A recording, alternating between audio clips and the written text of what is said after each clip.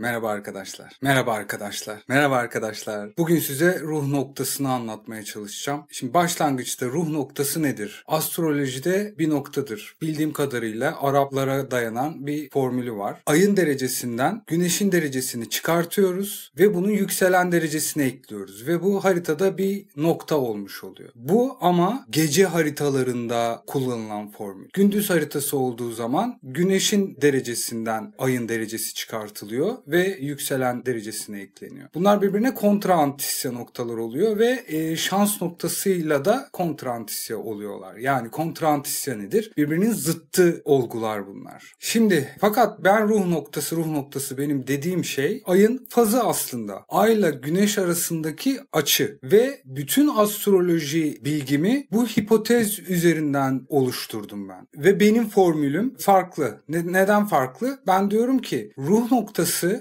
gece veya gündüze göre değişim göstermiyor. Hep aynı şekilde çalışıyor. Aydan güneşin derecesini çıkarmakla ilişkili. Şimdi ne dedim? Ruh noktası aslında yükselen derecesine eklemlenen bir nokta ve yükselenle aynı hızda hareket ediyor. Yani sürekli akan bir nokta gibi haritalarda. Fakat benim ruh noktası dediğim şey ayın fazı. Ayın fazı yavaş hareket eden bir şey. Ve bunun bizim duygularımız üzerindeki etkisini inceleyerek, araştırarak hipotezimi bunun üzerine kurdum. Şimdi burada temel olarak önce güneşle başlayalım. Güneş nedir? Güneş bizim varlığımızın, bedenimizin, hükümdarlığımızın, aklımızın sembolü. Fiziksel varlığımızı temsil ediyor. Ve hükümdarlık alanımızı aslında temsil ediyor. Ve aklımızı temsil ediyor. Ay da bizim duygularımızı, dürtüselliğimizi, duygusal dinamiklerimizi, psikolojimizi temsil ediyor. Şimdi ruhumuzun iki parçadan oluştuğunu zaten defalarca söylemiştim. Eril, dişil. Bu genel bir olgu. Bütün kaynaklarda olan bir olgu bu. Şimdi güneşin bizim bir yanımızı yönettiğini, ayın da diğer yanımızı yönettiğini de düşünebiliriz. Bu araştırma, bu ruh noktası dediğim ayın fazlarının araştırması üzerinden 12 burcun tanımına artı açılara, açıların ne olduğuna ve astroloji haritasının ne olduğunun tanımlarına ulaşabiliyoruz. Yani koç dediğimiz zaman koçun ne olduğunu, boğa dediğimiz zaman boğanın ne olduğunu buradaki hipotezden çıkarttım ben. Buradaki olgudan çıkarttım. Şimdi bu olguyu değerlendirelim. Güneş ne dedik? Bizim varlığımız. Ay da bizim duygularımız. Ay hareket ediyor. Güneşin hareketini yok sayarsak ay ve güneş arasında bir açı değişimi var. Bir saat gibi yavaş yavaş ilerleyen bir değişim söz konusu. Her 2,5 günde bir burç değiştiriyor ay veya ruh noktası faz değiştiriyor veya ayın fazı değişmiş oluyor. Yani astroloji haritasındaki evleri de, burçların genel olarak geometrisini de buradaki açılardan çıkartabiliyoruz. Yani mesela yeni ay oldu. Güneşle ay üst üste geldi. Aynı derecedeler ve ay ileri doğru hareketine başladı. Yani koç enerjisinde. Ayın ilk hilal hali. Bunu nasıl değerlendiriyorum ben? Güneşi merkeze koyduğumuz zaman, ASC'nin olduğu yere güneşi koyduğumuz zaman ASC noktası aslında hesaplanan nokta olmuş oluyor. Bizim kaderimizin hesaplandığı nokta, ASC'yi oraya koyuyoruz. Bu da bizim kaderimizin aslında kilit noktası oluyor. Hangi derecede doğdum? Güneş de mesela herhangi bir burçta bir derecede onu merkeze koyduğumuz zaman o 0 derece olmuş oluyor. Ay mesela 5 derece ilerlediği zaman 5 derecelik bir koç burcu enerjisinde oluyor. Bunu nasıl düşünebiliriz? Güneşin üzerinde konumlandığımız zaman kendimizi güneşin üzerinde konumlandıralım ve ayın hareket ettiğini düşünelim. 360 derece hareket ediyor. Bu hareketlerde her bir açı, işte kare açı alması, karşıt açı alması veya conjunction olması, az önce dediğim gibi yeni ay fazında mesela, bir kere üst üste olmaları aynı frekansta, aynı enerjide birleştiklerini gösteriyor. Fakat bunlar anlık olgular. Yani ne kadar süreyle üst üste kaldıkları böyle belki milisaniyeler cinsinde yani ölçülebilir. Yani yeni ayın öncesi ve yeni ayın sonrası. Şimdi açılara insanların bu kadar düşkün olmasının, orada bir şeyler buluyor olmasının sebebi de bu. Açılar aslında burç değişimlerine karşılık geliyor. Yani kare açı dendiği zaman ikizlerden yengeçe veya yaydan oğlağa bir geçiş anını temsil ediyor. Veya üçgen açı dediğimiz zaman bu yine yengeçten aslana, yani yengeçin sonundan aslanın başlangıcına, bu geçişlerde bir değişim, yani hissedilir bir şey ortaya çıkıyor. Bir de şimdi şöyle bir şey var. Biz neye odaklanırsak, neye konsantre olursak diğer şeyler deneyleri dışlama eğilimi yaratıyoruz. Yani deneyin oluşturulması gibi bütün unsurları dışarıda bırakıyoruz. Bir deney seti hazırlıyoruz ve oraya dışarıdan hiçbir unsurun girmesini engellemiş oluyoruz. Düşüncemiz de, bizim yaşayışımız da ya da bizim aklımız da veya bizim dikkatimiz de bu şekilde çalışıyor. Ruh noktasına odaklandığımızda, neye odaklanırsak odaklanalım, o şeyle ilgili olan verileri birikmeye başlıyor. O konudaki farkındalığımız artmaya başlıyor. Yani ruh noktasını hiç önemsemiyordum geçen 3 yıl boyunca. Artık ruh noktasını takip etmiyorum. Niye takip edeyim ki? Yani ve takip etmediğim takdirde ne oluyor? Ay şu an hangi fazda onu bilemiyorum. Yani geçmişte gökyüzüne hiç bakmadan, herhangi bir astroloji haritasını açmadan, kendi içime bakarak, duygularıma bakarak ayın hangi fazda olduğunu belirleyebiliyordum. Hatta büyük bir hassasiyetle de belirleyebiliyordum bunu. Fakat bunu takip etmeyi bıraktığımda algımın dışında kalmış oluyor. Ruh noktası ne kadar önemli bir, güçlü bir nokta olursa olsun ya da ayın fazı ne kadar güçlü olursa olsun, onun bizi nasıl etkilediği, bizim duygularımızı nasıl etkilediği, nasıl diyeyim, ilgisiz bir algı, dikkat tarafından görülemez, algılanamaz. Bunun için bunu takip etmek gerekiyor. ruh.astrolord.org sayfasından mail adresinizde kaydolup ayın fazlarını ya da ruh noktasını anlık olarak takip edebilirsiniz ve oradaki o geri bildirim, orada hangi sembollerin olduğu, o ana dair bir algı oluşturulmasına sağlıyor ve bu şekilde de bir farkındalık oluşuyor. Şimdi bu farkındalığın ne olduğunu aslında anlatmaya çalışayım. Ben bunu ilk keşfettiğimde şöyle algılamıştım. Bir duygu denizinde yüzüyoruz ve bu duygu denizinin niteliği her an adım adım değişiyor. Bir dönüşüm, sürekli bir zincirleme, bir dönüşüm içerisinde gerçekleşiyor. Bu da nasıl oluyor? İşte güneşle olan açısı burada onun ne olduğunu ortaya koyuyor. Yani Koç olduğu zaman, yeni ay olduğu zaman duygularımızda Koç enerjisi kendini gösteriyor. Başlangıç, yeni ayın başlangıç konsepti yani. Veya Dolunay olduğu zaman, Dolunay gerçekleştiği zaman, Dolunay'dan sonraki dönemde, ikinci 15 günde toplumsallaşma söz konusu oluyor. Terazi, Dolunay'dan sonraki 2 gün terazi dinamikleri bizim duygularımızı yönlendiriyor. Biraz Araplardan bahsedeyim. Yani Araplar bundan 1000 yıl önce, 500 yıl önce ya da ne zaman keşfedildiyse 800 yıl önce gece elektrik yok, enerji yok. Gece bir karanlık hüküm sürüyor. Gece karanlığında şimdi şöyle bakmışlar olaya. Ay ile güneş arasında bir etkileşim var. Güçlü bir etkileşim ve tanımları da oradan çıkartıyoruz zaten. Yani ruh noktasını niye ben kullanıyorum? Çünkü derin bir anlam içeriyor içinde. Bizim dürtüselliğimizi anlatıyor. Duyguların bizi kontrolünü anlatıyor. Duyguların bizi nasıl etkilediğini anlatıyor. Duygularımıza nasıl kapıldığımızı anlatıyor. Nasıl dürtüselleştiğimizi anlatıyor. Yani güneşimizin aydan nasıl etkilendiğini anlatıyor. Şimdi ve bu gece ve gündüz bir ayrım gözetmiyor. Biz gece olduğunda hiçbir enerjinin olmadığı, bir zavallı bir pozisyonda, eylemsiz bir pozisyonda olduğumuz zaman, kendi içimize çekildiğimiz zaman duygularımızın esiri oluyoruz. Hani burada Arapların neden ruh noktasını bu şekilde tanımladığını anlamaya çalışıyorum. Gündüz olduğunda ise aslında şanslı oluyoruz. Şans noktası, ruh noktası gibi çalıştığını iddia ediyorlar yani. Ve temel dayanakları da gündüzün farklı bir şey olduğu ve gecenin farklı bir şey olduğu. Fakat gündüz veya gecenin farklılığının bizim duygularımıza tabii ki etkisi var. Fakat buradaki ruh noktası ya da astrolojik olarak gökyüzündeki cisimlerin etkileşimi üzerinde gerçek bir etkisi yok. Yani bu sadece bir varsayım oluyor. Yani neden bunu rahatlıkla söyleyebiliyorum? Çünkü 6 yıldır bunu keşfettiğimden beri bunu inceliyorum ve bütün istisnaları bir çürütücü, benim teorimi çürütücü bir referans olarak incelemek zorundaydım. Yani inceledim bunları ve fakat eninde sonunda benim yaklaşımımın gerçeğe dönüştüğünü görüyorum. Şimdi zaten modern dünyada gecemizin aydınlık olması, yaşamsallığımızın çok bir değişime uğramıyor olması gündüzle gece arasında,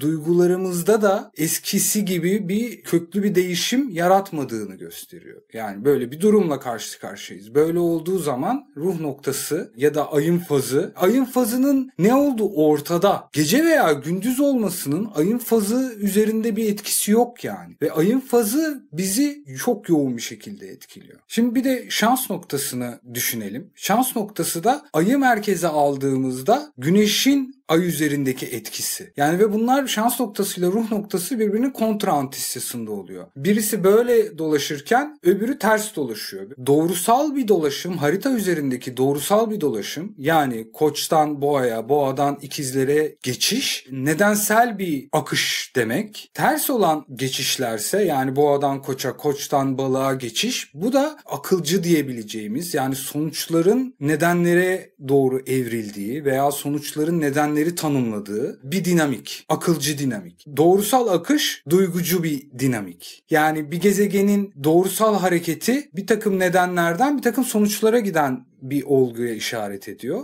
Retro hareketi de aynı şekilde, yani sonuçların ortaya çıkıp daha sonra nedenlere doğru bir hareket. Yani bir anda olayların ters gitmesi de bununla alakalı. Şimdi ruh noktası duyguların bize hükmettiği nokta. Bizim dürtüselliğimiz, içimizde yanan duygu ateşi, ne yönde hareket edeceğiz, ne yapacağız, içimizden ne geliyor, ne olmak geliyor, nasıl bir enerji kaynıyor içimizde, duygusal enerji. Şans noktası da bunun tam tersini yapmamızı söylüyor. Akılcı olan yaklaşım bunun zıttı bir tutum yaratıyor. Ve zaten bunlar birbirine zıt ya, birisi diğerini baskılıyor. Yani çok fazla akılcı olduğumuz zaman, aklımızı çok fazla dinlediğimiz zaman duygularımız bastırılmış oluyor. En sonunda da mesela psikopat olmuş oluyoruz. Aşırı duygulara odaklandığımız zaman bu sefer akıl ortadan kalkıyor. Bu sefer de nevrotik olmuş oluyoruz. Yani burada zaten neticede biz bir denge arıyoruz hayatta. Bir dengeyle yaşamak güzel. Dengeyle yaşamak kurtuluş diyeyim yani. Bunun dışında hep bir tarafın bilinç dışına, karanlığa gömülmesi söz konusu. Ya aklı gömüyoruz ya duyguyu gömüyoruz. Genel olarak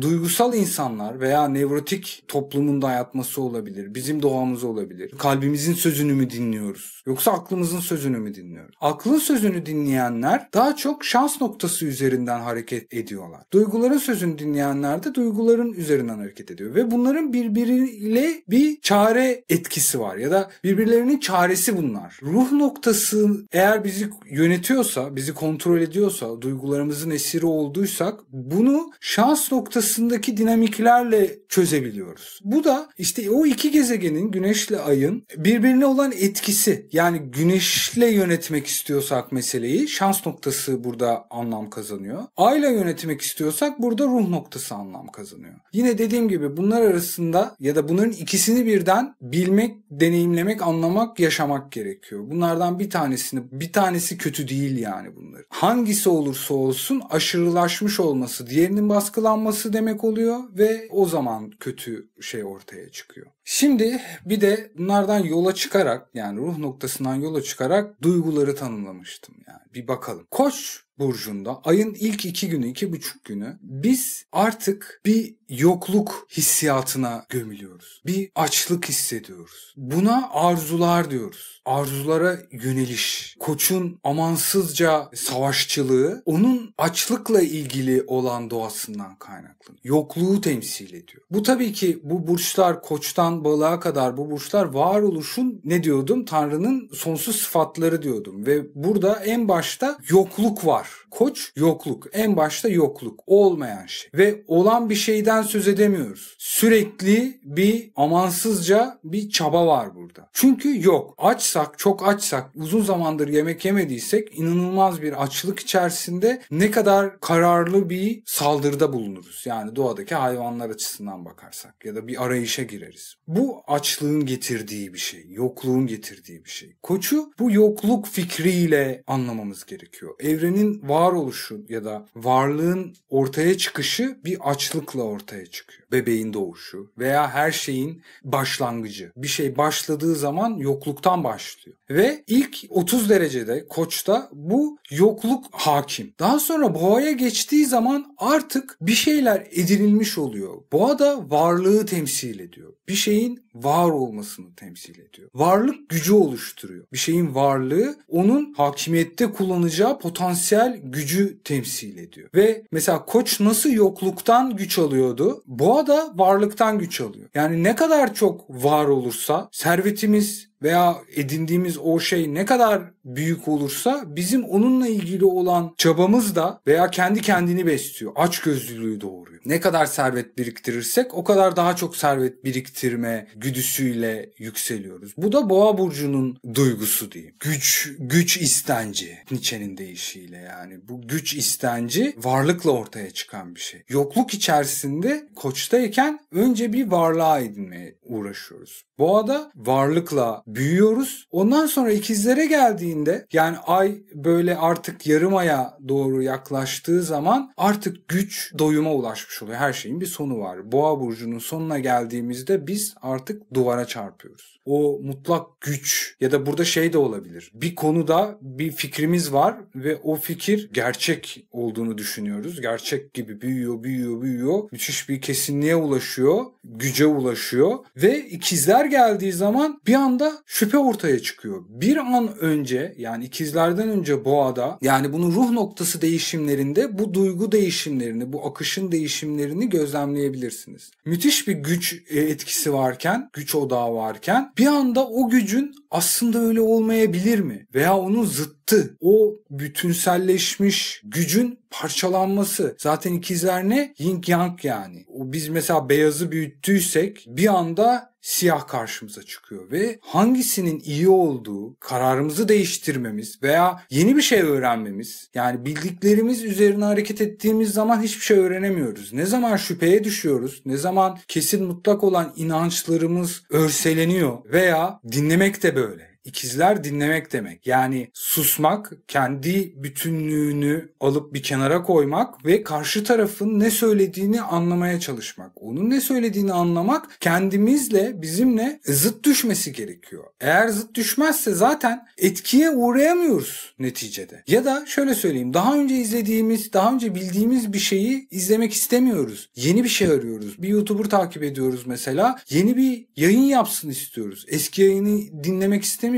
Eski şeyi tekrar izlemek istemiyoruz yani. Çünkü niye? Bizim şaşırmamız lazım. Bizim eğlenmemiz lazım. Bizim etkilenmemiz lazım. Bu aynı zamanda bir bakıma gülmeyi de getiriyor. Şüpheye uğramak. Ortada bir gerçek var, bir tabu var ve o tabuya zıt düşen bir şey konuşuluyor ve bu çelişki yaratıyor ve bu gülmeyi doğuruyor. Öğrenmeyi doğuruyor ve bunların hepsi ikizlerle alakalı. Mesela ayın ilk 4'ün zamanı herkes dinlemeye heveslisi oluyor. Herkes dinleme heveslisi olduğu için de insanlar daha çok anlatmaya başlıyorlar. İletişim artıyor, diyalog artıyor. Ama son 4'ünde yani Yay burcu aktif olduğu zaman birazdan geleceğiz. Bu sefer de herkes konuşmak istiyor. Hiç kimse dinlemek istemiyor. Hiç kimse dinlemek istemediği için de kimse konuşmuyor. Bir suskunluk dönemi oluyor. Ne oldu? Önce bir açlık vardı, bir yokluk vardı. Bunun için çabaladık. Bu bizim arzularımızdı. Bu bizim libidomuzun temel dinamiği gibi bizi harekete geçiren enerji. Daha sonra boğa bir varlık edindik. O çabamızın neticesinde o varlık büyüdükçe kamçılandık. Daha sonra işte ikizlerle birlikte bir dişi enerji, ikizler yengeç haritanın ortası ve biz o kendi gücümüzden veya bildiğimizden veya olduğumuzdan şüpheye uğradık. Değişimin başlangıcı tetiklenmiş oldu ve burada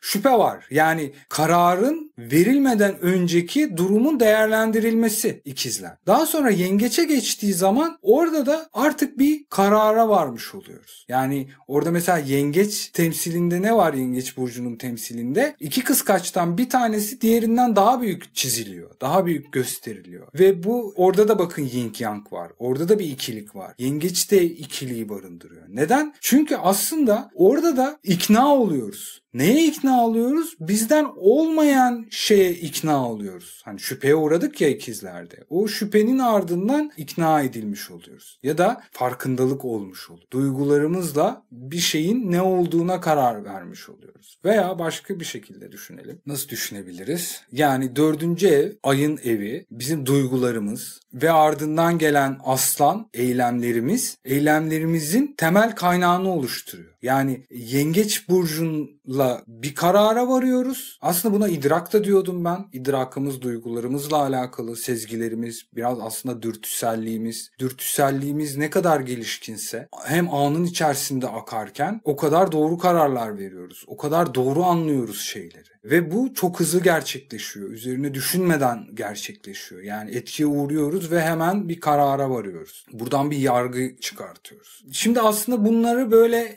şu anlattığım şey tek taraflı oldu. Çünkü burada bir de biz yalnız varlıklar değiliz. Bizim ruhumuzun evrendeki hiçbir şey yalnız başına bir varlığının söz konusu değil. Hep karşı tarafta bir unsur söz konusu. Karşımızda bir şey var. Yani ikizlerde bizi ikileme uğratan, baştan başlayayım. Koçta bir şey yokluğunu hissediyoruz ya, bir yokluk var. Neyin yokluğu? Karşıda bir şey bizi bekliyor çünkü. Karşıda bir şey bizden kaçıyor çünkü. Bizden bir şey kaçtığı zaman biz onu kovalama hareketine geçiyoruz. Karşı tarafta kaçan hiçbir şey olmadığında, karşı tarafta bizi bekleyen hiçbir şey olmadığında, yani biz açsak ve bir ortada bir yemek varsa yemek bize beni ye diyor. Bizim onu yememizi bekliyor. Doğadaki bütün birbiriyle ilişkili olan her şey birbiriyle ilişkili. Bu şekilde bir etkileşim söz konusu. Yani biz gücü elimizde tuttuğumuz zaman o güce birisi teslim olmak istiyor. Sen hükümdarsan bir takım köleler var ki senin o gücü elinde tutmanı istiyor. Onu bekliyor. Ona biat ediyor. Karşı tarafta ona biat eden, senin gücüne biat eden bir dinamik olmadığı zaman sen de güçle kamçılanamazsın zaten. Gücü büyütemezsin zaten. Veya şimdi bir şey bizi bekledi. Biz de istedik onu. Daha sonra bir şey bize teslim oldu. Sonra biz de o şeyle güç edindik. Gücü büyüttük. Hükmetme gücünü biriktirdik boğayla. Daha sonra karşımızdaki o şey, diğer olan bize yayla etki ediyor. Bize tesirde bulunuyor. Orada da biz ikizlerde işte şüpheye düşüyoruz. Gücümüzle kontrolü altına aldığımız şey bize bir etkide bulunuyor. Ve o etki karşısında biz işte şüpheye düşüyoruz. Tekrar bir değerlendirme sürecine giriyoruz. Ve yengeçte karşı taraf ne var? Karşı tarafta Oğlak var. Neydi? İtibardı. Bir yaptırım gücüydü. Bir manipülasyon. Karşımızdaki şey bize ne yapacağımızı söylüyor. Ve biz onun tahakkümüyle bir yargıya varıyoruz. Yani biz kendi başımıza bir yargıya varamayız. Bir şeyden etkilendiysek, ki etkilenecek bir şey yoksa etkilenmek de olamaz. Bütün burçlar için geçerli. Biz bir şey arzuluyorsak bizi bekleyen bir şey olması gerekiyor. Bizim elimizde güç varsa o gücü kullanacak bir odak olması gerekiyor. Akreple birisinin teslim olmuş olması gerekiyor. Burada birisi dediğim bu nesne olabilir. Diğer unsur, varoluştaki karşıt unsurlar. Ve biz bir şeye karar veriyorsak da bizi o karara yönlendiren, bizi manipüle eden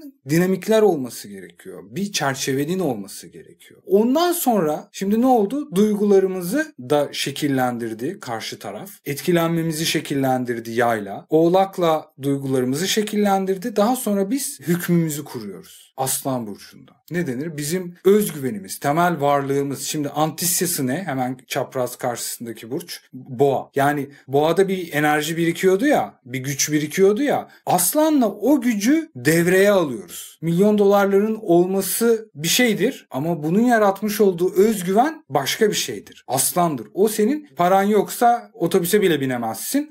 Ama paran varsa özel uçağınla istediğin bir yere öğle yemeğine gidebilirsin. İşte o özel uçağa kararını vermek, onun özgüvenine sahip olmak, o eylemi yapmak için, herhangi bir eylemi yapmak için gerekli hükümleri oluşturmak. Bunları Aslan Burcu. Bu ne dedik Güneş'e, Aslan Burcu'na? Bizim fiziksel varlığımız, özgüvenimiz, aklımız, hükmetme kabiliyetimiz, eylemlerimiz. Aslında bizim fiziksel varlığımız çok sınırlı bir alan. Aslan ve Başak Burcu. 12 burç içerisinde, hatta Başak Burcu'na tamamen fiziksel diyebiliriz. Aslan Burcu'na da o fizikselliği oluşturan özgüven diyebiliriz. Onun enerjisi gibi düşünebiliriz. Ama fiziksel olan gerçeklik Başak Burcu olmuş oluyor. Şimdi Aslan'ı bitirmeye çalışayım. Dinamiklerde nasıl ilerledi? Bir karara vardık ve o kararı uygulamaya koyduk. O karar hakkında hükümler oluşturduk. O kararın nasıl uygulanabileceğine ortaya koyduk. Ve bunu aslında elimizle icra ettik. Şimdi o yüzden özgüvene sahibiz. Hani kurdun ensesi kalındır. Niye? Kendi işini kendi görüyordur. Filmlerde nedir? Bir boss vardır. Dövüşmez ama filmin sonunda çıkar ve herkesten daha büyük dövüşçü olduğunu ortaya koyar. Yani oradaki o aslan gücü, özgüveni onun yapabilme kapasitesinden gelir. O özgüven gerçekten eyleme dönüşebilir bir şey olmalı. Gerçekten eyleme dönüşemiyorsa o gerçek değildir. Hani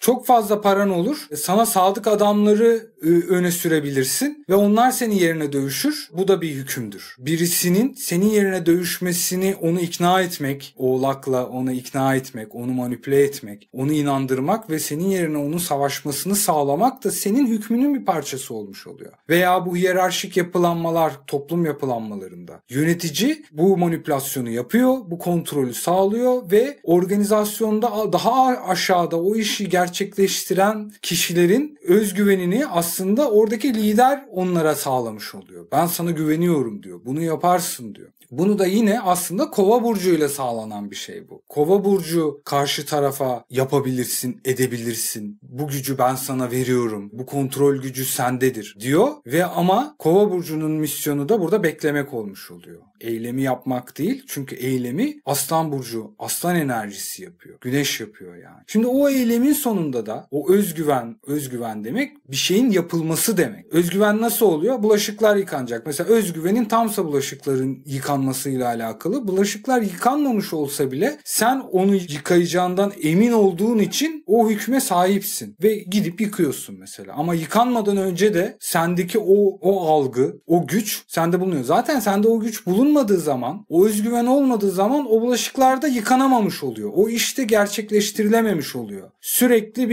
bir duvara çarpma söz konusu oluyor. Kendi kendimizi de engelleyebiliriz burada. Veya dışsal unsurlar bizi nasıl yengeçte kalbimizde bizde yüreklendiriyor ya, motive ediyor. Hani iyi lider, kötü lider. Kötü lider ne yapıyor? Sen bunu yapamazsın diyor. Sen bunu edemezsin diyor. Sen bunu yapamazsın, edemezsin dediği zaman senin özgüvenin kırılmış oluyor. Özgüvenin kırıldığı zaman da eylemliliğin zarar görmüş oluyor. Ve bu bazı bakışlarda kişinin özgüven kazanabilsin diye özgüveni kırılıyor. Kırılıyor ve o kişi o kendi içerisinden o özgüveni, o kötü şartlara rağmen o özgüveni yaratabilirse o işi yapmış kabul ediliyor ya da yapabilmiş oluyor. Bu bazı insanlarda çalışıyor. Mesela Arnold Schwarzenegger'de babası bunları kemerle dövüyormuş. İki kardeşin birisi Arnold Schwarzenegger oluyor. Kaliforniya valisi oluyor. Kardeşi intihar ediyor. Sanatçı kişiliği olan duygusal bir kişilik. Onun özgüvenini kırmak onu iyileştirmiyor. Onu sakatlıyor yani. Burada hiçbir şeyin tek bir formülü yok. Her bireyin kendi dinamikleri var. Yani yumuşak bir lider olduk diyelim. Gazladık. Fakat karşı taraf sert bir mizaçta ve biz onu yumuşak davrandıkça o kendini lider zannetmeye başlıyor ve bizim verdiğimiz görevleri yerine getirmemeye başlıyor. 1-2'den sonra biz çıkıyoruz, bağırıyoruz, çağırıyoruz, kırbaç sallıyoruz. Ondan sonra o iş yapılıyor. Yani yine bakın hep karşılıklı bir etkileşimlerle doğuyor buradaki dinamikler. Şimdi hükmümüzü koyduk. Aslan burcunda da hükümler vardı. Bizim özgüvenimiz bir şeyin gerçekleştirilmesi, icra edilmesi. Ve bu duygusal olarak duygulara baktığımız zaman ruh noktasını incelerken müthiş bir mükemmellik hissi uyandırıyor. Mükemmel hissediyoruz yani Aslan burcunda. Yani dolunaya 5 gün kala. Buradaki mükemmellik hissi diğerlerine ihtiyacımızın olmadığı, yalnız başına bir bütün olma hissi gibi. Çünkü yapan biziz, eden biziz, eyleyen biziz. Bir aşk varsa bunu biz ortaya koyuyoruz. Bir iş varsa bunu biz yapıyoruz, biz gerçekleştiriyoruz. Başka diğer unsurlar burada önemsizleşiyor. Bizim aslında kendi özgür irade, kendi kaderimizi elimize almamız veya akılcılık, aklın hükmü buralara karşılık geliyor. Başak Burcu da o hükmü gerçekleştirilmesi, sonuca bağlanması, realize olması, onun devamı gibi. Yani yine o da içinde bir aslında özgüven barındırıyor. Özgüvenin ötesini barındırıyor. Yani bulaşıkların yıkanmasının yıkımdan söz ediyorsak bulaşıklar artık yıkanmış. Son rötuşları, onun nasıl dizileceği, bulaşıkların nasıl durulanacağı böyle detaylar veya işte bir şeylerin bitmesi, nihayete ermesi. Fiziksel varlık dememin sebebi o. Ortaya çıkan nesnel sonuç bizim yarattığımız gerçeklik olmuş oluyor. Ben buna ne diyorum? Kesinlik diyorum. Duygusal olarak bu acı bir his uyandırıyor.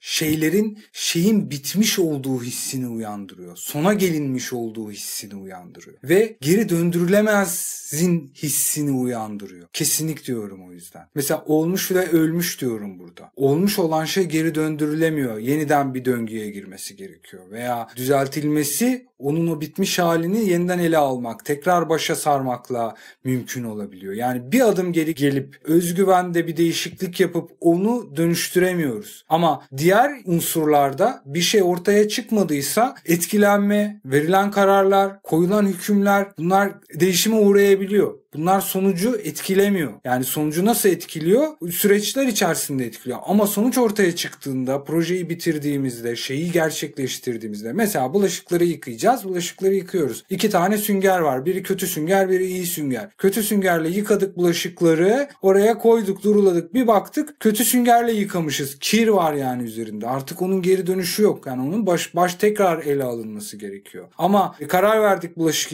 yıkamaya. Tam ondan sonra özgüvenle o bulaşıkları yıkayacaktık. Bir baktık bir şey bizim kararımızı etkiledi. Yani oradaki o süngerin yanlış olduğunu belki birisi geldi bize söyledi. Bak o sünger yanlış dedi. Biz hemen onu aldık, süngeri değiştirdik ve sonuçları etkilemiş olduk. Sonuçlar ne oldu? Bulaşıkların daha temiz yıkanmış olması oldu. Ve bu durum değiştirilemez oluyor. Bulaşıklar yıkandıysa yıkanmıştır. Hala tekrar geri nesnelliği değiştirilemiyor. Ve bu işte duygularımıza baktığımızda geri döndürülemez bir kesinlik. Bir sona gelinmişlik. İşte dolunayın getirdiği o anksiyete de aslında başak enerjisi, şeylerin sona ermesi fikri ortaya çıkıyor. Şimdi dolunay gerçekleştikten sonra Terazi burcu geliyor. Neden? Ayın ilk 14 günü biz içe dönük olmuş oluyoruz. Bireysellik, bireylikle alakalı. Ama ikinci 14 gün, 15 gün içerisinde de artık biz kendi içimizden çıkıyoruz, bir toplum olduğumuzu aslında fark ediyoruz. Niye? Duygularımız çünkü bize terazi diyor. Hani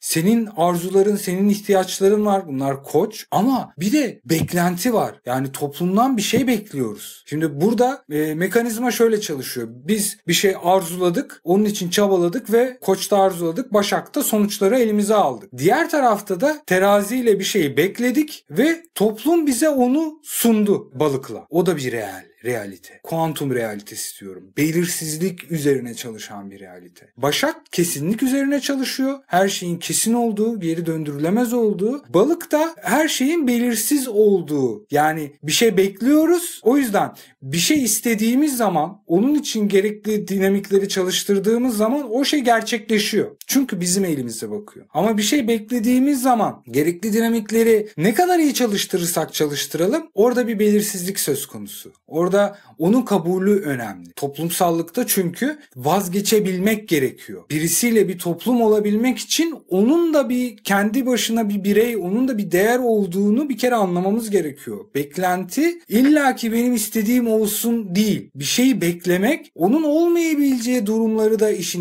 içerisine katmak. Hatta çabayı dışarıda bırakan bir durum. Koç çabaysa, hani yokluğun getirdiği çaba, terazi de sonsuzca bir bekleme enerjisi. Sonsuzca bekliyorsun. Yani orada bir çaba yok. Aksine çabasızlık var. Çünkü beklemek. Gözün önünde duruyor. Yemek gözün önünde duruyor ama sen onun sana gelmesini bekliyorsun. Ne zaman ve burada işi bozan şey, biz genelde bu istekle beklentileri birbirinden karıştırıyoruz. Bir şeyi beklediğimizi söylüyoruz ama onun için bir çaba içerisine girişiyoruz. Bu durum o beklentinin doğasını değiştiriyor. Beklediğimiz şeyin mesela bize gelmemesine sebep oluyor. Onunla ilgili bir çabaya girişiyor olmak. Çünkü beklediğimiz şeyler için çaba harcayamayız. Beklediğimiz şeyler için ajitasyon ve manipülasyon yapabiliriz. Yay ve Oğlak burcunda. Şimdi oralara da geleceğiz. Teraziyi de böyle anladık. Ne yaptık? Bir diğeri var. Karşımızdaki şeye odaklandık artık. Kendimizden çıktık. Ona dair beklentiler var. Ondan bir şey gelecek bize gibi. İşte aşk evi, iş ilişki evi, ortaklık evi. Bakın burada ne var? Biz varız ve bizim dışımızda kontrolü kendine ait bir diğerinin bizimle kurmuş olduğu ortaklık, bu beklenti yani. Daha sonra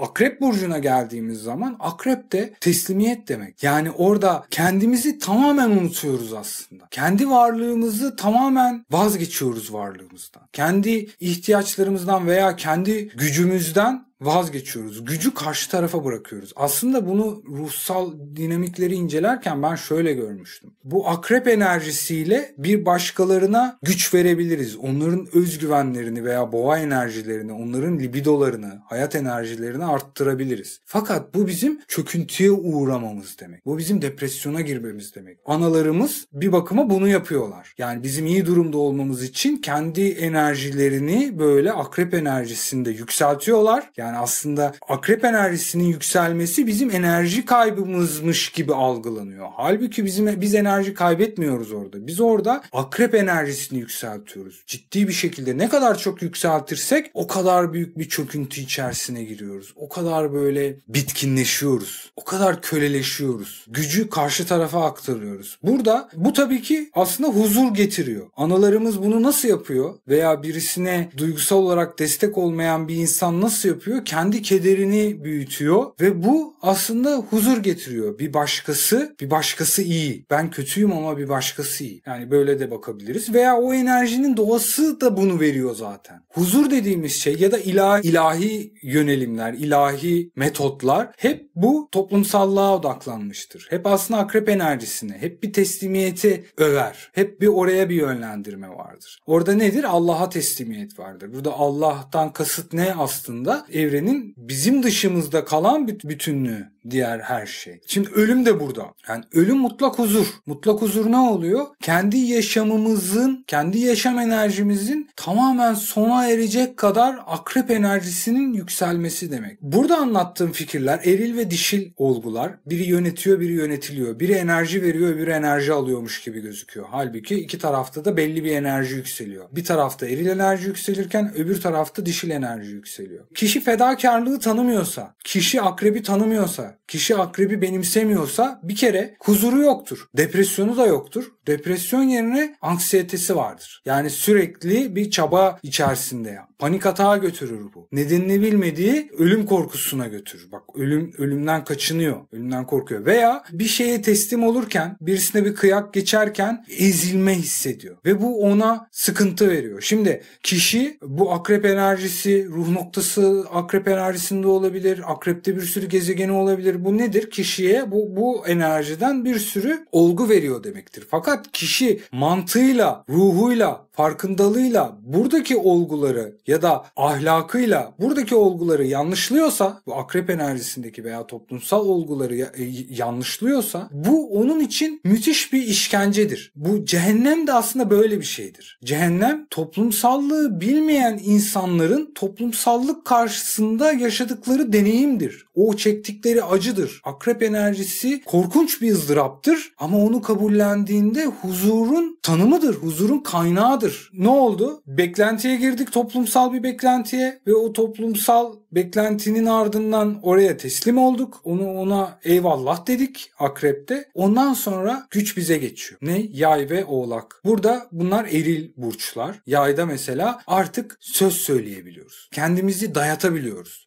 Yani ben seni düşündüm, sana teslim oldum, sana enerjiyi verdim. Şimdi senin kontrolün benim elimde demek oluyor. Yani kontrol burada tabii yay burcu değil. Yay etkileme gücü, söz söyleme hakkı, sözünü ajite etme, sözünü ifade etme, marketing. Bu da nasıl oluyor? İkizler burcunun zıttı. İkizler neydi? İkilemdi. İkiye ayrılmaydı. Yay da bunun tersi. Doğru budur. Hakikat budur, gerçek budur, inanç budur ve bunu kim söylüyor? Akreple teslim olmuş enerjinin ardından geliyor. Şimdi psikopat bir insanın akrep enerjisi karanlıkta oluyor, bastırılmış oluyor. O direkt söz söyleme hakkını hiç böyle teslimiyetten falan almıyor. O direkt ajitasyon yapıyor. Herkese karşı çalışmaz. O ayrı bir konu. Hazır olan, nasıl diyeyim, eril yanını bastırmış olan, eril yanını farkında olmayan bir insana kandırabilirsiniz böyle yüzeysel bir şekilde. Ama akrep enerjisinde teslim olduysak ve ardından yay enerjisiyle sözümüzü söylüyorsak sözümüz etkili olmak zorunda. etkili olur. Çünkü o derinlerden, o ızdırabın içerisinden çıkıyoruz ve bir güneş gibi parlıyoruz ve sözümüzü söylüyoruz. Bakın, ifade etmek böyle bir şey. Söz söylemek böyle bir şey. 9. evle söyleniyor söz. İfade ve söylediğimiz şeye dönüşüyoruz aslında. Söylediğimiz şeyle bütünleşiyoruz. Söylediğimiz sözün ötesinde bir varoluşa izin vermiyor Yay burcu. Ki böyle olması lazım ki karşı taraf bundan etkilenebilsin. Eğer biz sözü söylerken şüpheye düşürme eğilimine girdiğimiz anda ne olur? Sözümüz etkisizleşir. O bütünsellik bozulur. Sözümüz yarım kesilir mesela. Kendi kendimizi bölmüş oluruz. Ama neyse doğrusu budur falan deyip bunu ifade etmek. Bu sadece sözle de değil. Bu bakışla olabilir. Bu sadece varlığımızla olabilir. Yay enerjisiyle bir şeyi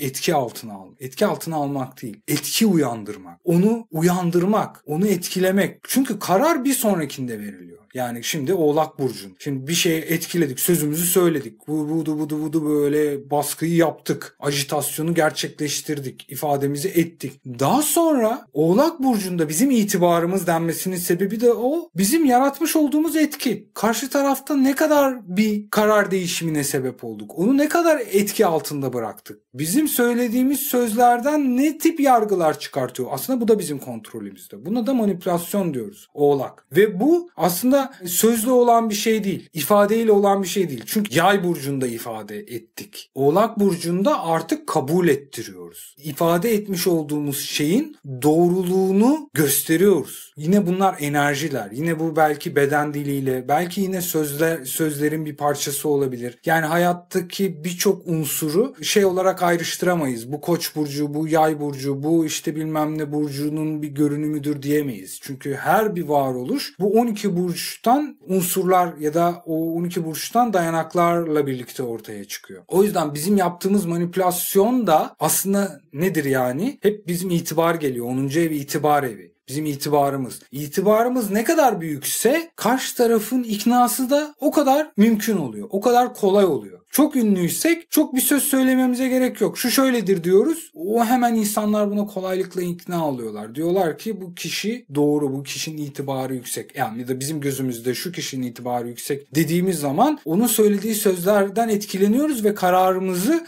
hemen ona göre şekillendiriyoruz. Şimdi ne oldu? Beklentimiz vardı toplumla alakalı. Bununla ilgili teslim olduk. Buna biat ettik. Bu toplumsallığa biat ettik ve ondan sonra sözümüzü söyledik, manipülasyonu gerçekleştirdik. Ve o karşımızdaki şey, toplum olduğumuzda o diğer parçaya artık bu noktadan sonra bayrağı ona teslim ediyoruz. Yani sözümüzü söyledik, manipülasyonumuzu yaptık. Bu enerjiler sağlandı. Ondan sonra artık Kova burcu geliyor. Şimdi Kova burcu isyan. Niye isyan olarak geçiyor? Çünkü artık orada etki alanımız yok. Ya da şöyle söyleyeyim. Aynı Akrep burcunda olduğu gibi, ne dedim? Akrep enerjisini çok yükseltirsek karşı tarafın boğa enerjisi yükselir. Biz de kova enerjisini çok yükseltirsek, aslında kova da özgüvendir. Aslında akrepte yükselen şey de özgüvendir. Neyin özgüvenidir? Karşı tarafa olan güvendir. Güvenimizi karşı tarafa aktarmış oluyoruz. Kovada da bu şekilde. Yani bilmem ne abim var, ben ona güveniyorum dediğin zaman, benim bilmem ne tanıdığım var, ona güveniyorum dediğin zaman bu kovanın özgüveni olmuş oluyor. Sen kendi hükmünden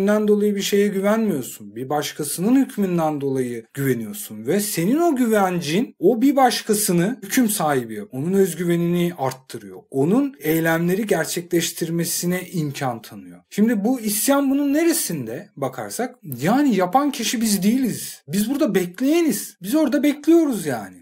Bakın şimdi. Aslan burcunda 5. evde eylem yaparken ne bir isyan var, orada bir bütünsel bir hükümlerin gerçekleştirilmesi var. İnsanın müthiş bir rahatlığı var. İşte özgüven, bir rahatlık var. Ama Kova burcunda bekleyiş var. Belki bu şey gibi de düşünebiliriz. Meditasyon. Yani eylemsizlik. Eylemsizliğin getirdiği güven. Eğer biz yine dişi enerjilerde, dişi olgularda zayıfsak, bu konular bizim ahlakımıza ters düşüyorsa eylemsizlik bize çok ağır gelir ve o zaman isyan olarak ortaya çıkar. Birisine bulaşık yıkamasını söyledik. Ajitasyon, manipülasyonla onu nasıl yıkayacağını gösterdik ama o bizim istediğimiz gibi yıkamıyor. Şimdi burada kovanın güzelliği şu. Sürprizler söz konusu. İşte o belirsizlik, ardından gelen balık var ya, belirsizlik. Aynı şey kovada da var. Bunların ikisi de yine aslanla başağın birbirinin devamı olması gibi kova ve balık da birbirinin devamı. Ve ben bunun ikisine de Hızır diyorum. İki tür Hızır var. Bir tanesi gelip bizim işimizi bozuyor. Olmak üzere olan işimizi bozuyor. Bir tanesi de olmaz olan işimizi bir anda ortaya çıkıyor, bizim yerimize gerçekleştiriyor. Şimdi burada yine bakın, eğer biz beklemeye razı olduysak o şeyin, hani biz bulaşık yıkamayı birisine devrettik. O yıkayacak ya bulaşığı. O kişinin bulaşığı tam bizim istediğimiz gibi yıkaması da önemli değil zaten. Tam bizim gibi istediğimiz gibi yıkarsa zaten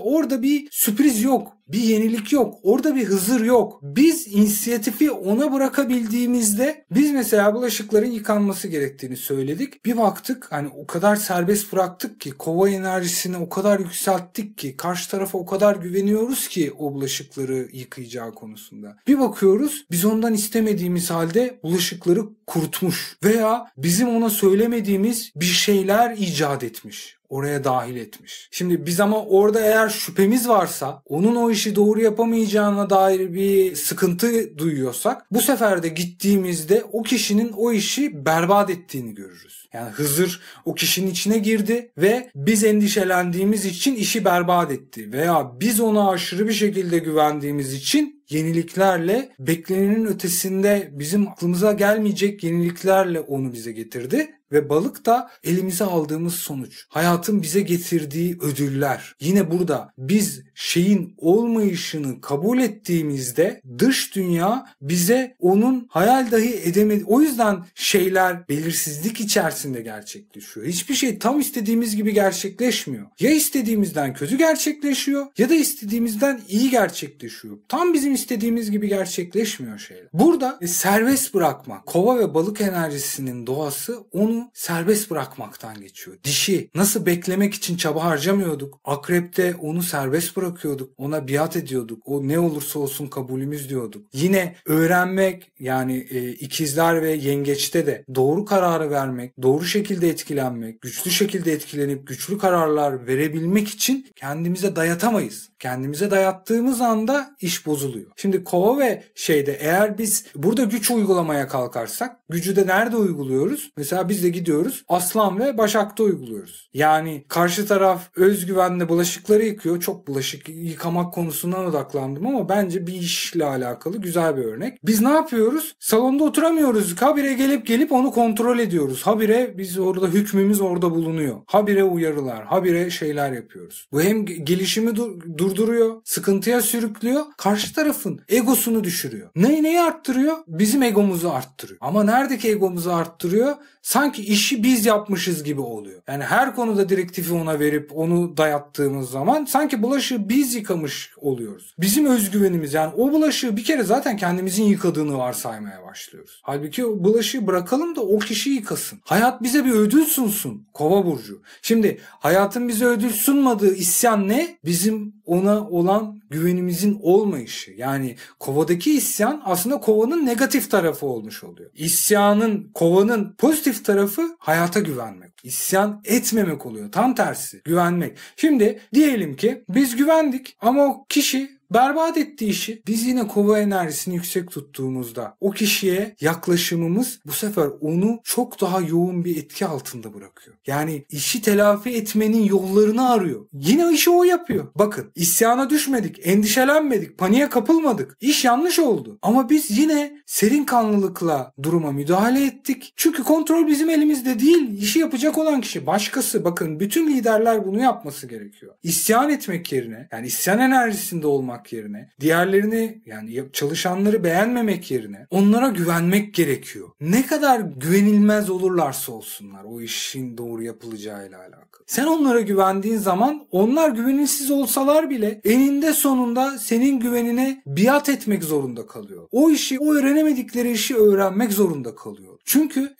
bir şekilde alçak gönüllülükle ezmiş oluyoruz o şeyi. Ve neticede bize ödül olarak sunuluyor. Hayatın ödülü. Bu 12 dinamik, Bu 12 burcun, hayatın 12 yönü sürekli gerçekleşiyor. Ve burada bize en yakın olan şey sürekli hayatın bize sunduğu şeyler. Bu 12. ev. Balık, kova. Yani biz hiçbir şey istemesek bile hayat bize bir şeyler sunuyor. Biz uyumaya çalışıyoruz, arabalar korna çalıyor. Video çekmeye çalışıyoruz, insanlar orada düğün yapıyor. Bir şeyler oluyor. Yani biz istemesek bile çalışmayı düşünüyoruz, elektrik kesiliyor. Bak hep negatif unsurlar. Ki bu negatif unsurları da niye öne sürüyorum bu negatif unsurları? Çünkü bunların kabulüne dayanıyor bu mekanizma. Çünkü bizim kontrolümüzde değil. Olması gereken bir durum var ve bu durumun bizim istediğimiz gibi veya istemediğimiz gibi olacağı iki durumun birden kabulüne dayanıyor. Bunun kullanılması. Çünkü dişi enerji ne? Bizim eylem gücümüz yok. Biz sadece dişi enerjide eylem yapılacak olanı motivasyon gücüne sahibiz. Enerjiyi o şekilde yönlendirme gücüne sahibiz. İpler bizim elimizde. Fakat o ipleri kendi işimizi yaptığımız gibi sıkı sıkı tutamayız. Serbest bırakmamız gerekiyor. Onun kontrolüne bırakmamız gerekiyor. Onun eylemine bırakmamız gerekiyor. Eylemi yapan o çünkü. Karşıt unsur. Şimdi bu 11 ve 12. evde aslında her an, her dakika sürekli bir şekilde yüzleşiyoruz. Her an sürekli bununla karşılaşıyoruz. Bizim için en birincil gerçeklik taşıyan ev ama ne deniyor? Gayb deniyor. Gayb denmesinin sebebi belirsizlikten doğuyor çünkü. Belirsizlikten oluşuyor. Belirli olan şey ne? Bizim elimizle olan ya. Ben bir şey yapmak istiyorsam Koç. Onun için çaba harcıyorum ve biriktiriyorum. Gücü elime getiriyorum. Boğa. Daha sonra o konu hakkında bilgileniyorum ikizler. Yengeçle bir karar, onu nasıl yapacağıma karar veriyorum. Aslanla onu yapıyorum ve Başak'la da yapmış olduğum işi elime alıyor veya ortaya koymuş oluyor. Burada ipler sımsıkı. Bu bizim çabamıza bağlı, bizim gücümüze bağlı. Ama başkalarına yaptırdığımız işlerde veya bizim dışımızda gelişen işlerde böyle bir şey söz konusu değil. Eğer bu bakış açısından hayata yaklaşırsak, eril bakış açısından, dışarıda çalan korna, çocukların oynamış oldukları oyunlar, emekli albay gibi sürekli cama çıkıp gürültü yapmayın, bilmem ne falan filan, sürekli onları kontrol etme çabası. Ve bu bakıyoruz ne oluyor? O kişinin zararı. Yani anksiyeteye dönüş. Her şeyi de bu ne? Tembellik, depresyon, sürekli dişi enerji. Armut piş ağzıma düş. Ben hiçbir şey yapmayayım. Hep benim yerime yapılsın. Yani bu da ayrı bir tıkanıklık. Bu ne zaman geliyor? Bir iş zorunlu, zoraki olmadığı sürece kul sıkışmadıkça Hızır yetişmiyor burada da. Yani her işi buna bırakamıyoruz. Her işi evrene bırakırsak işte o kul sıkışmadıkça Hızır yetişmiyor. Yani 3 günde yapacağımız bir iş, biz bunu saldık. O işin yapılması için son gün 3 yıl sonraysa kadersel olarak 3 yıl sonra o olay gerçekleşiyor. 3 günde olacak bir iş 3 yılda tamamlanmış oluyor. Ve bunlar sıkıntılı şeyler. Yani hem dişi hem eril ve bunların herhangi bir tanesinin fazlalığı. Bir anksiyeteye götürüyor, hasta ediyor bizi. Bir de depresyona götürüyor, hasta ediyor bizi. Evet, buraya kadardı arkadaşlar. Öpüyorum hepinizi. Görüşmek üzere. Hoşçakalın.